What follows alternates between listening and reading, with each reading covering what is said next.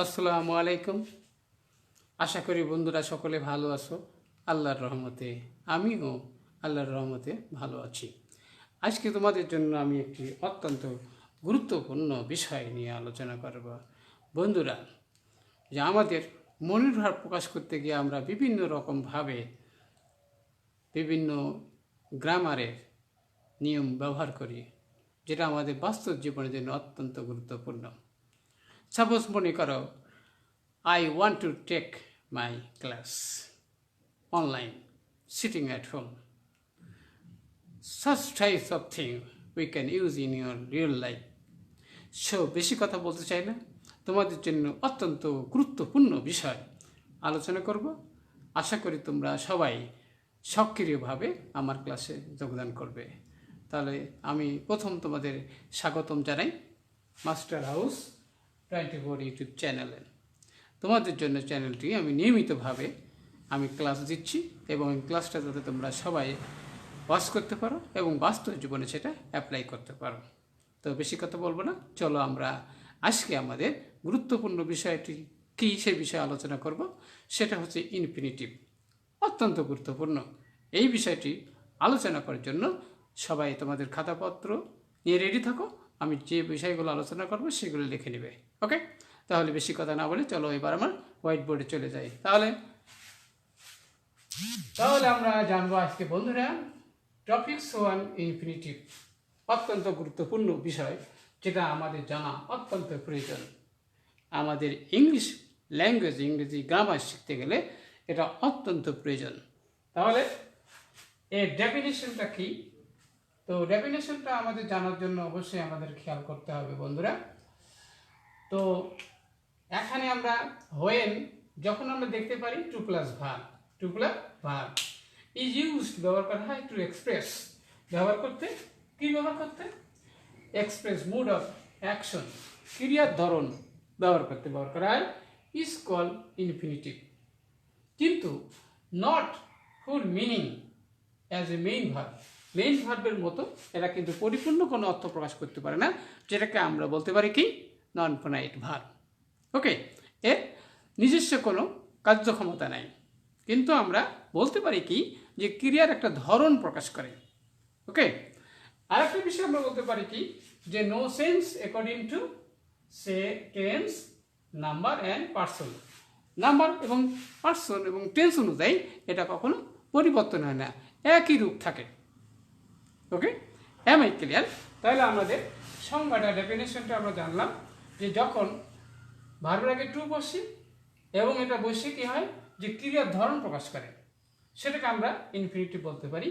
আর বলতে যে আমরা এই টে দিয়ে মেইন ভার্বের মতন পরিপূর্ণভাবে কোনো অর্থ প্রকাশ করতে পারে না। আরেকটা বিষয় কি যে এটা টেন্স, পার্সন এবং নাম্বার অনুযায়ী পরিবর্তন হয় না, একই টাইম একই রূপ থাকে সবসময়। ওকে, তাহলে এবার আমরা জানবো কি যে কাইন্ডস অফ ইনফিনিটিভ কত প্রকার। তাহলে আমরা এই কাইন্ডস অফ ইনফিনিটিভ কত প্রকার সেটা আমরা এবার জানবো এবং কিছু উদাহরণ আমি তোমাদের দিয়েছি, সেটা যাতে তোমরা সুন্দরভাবে বুঝতে পারো।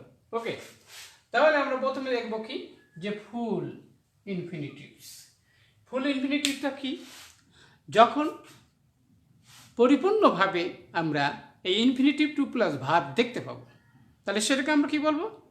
সেটাকে আমরা ফুল ইনফিনিটিভ বলতে পারবো। যেমন আমি বলেছি যে আই ওয়ান্ট টু প্লে, এখানে টু প্লাস ভার্ব রয়েছে।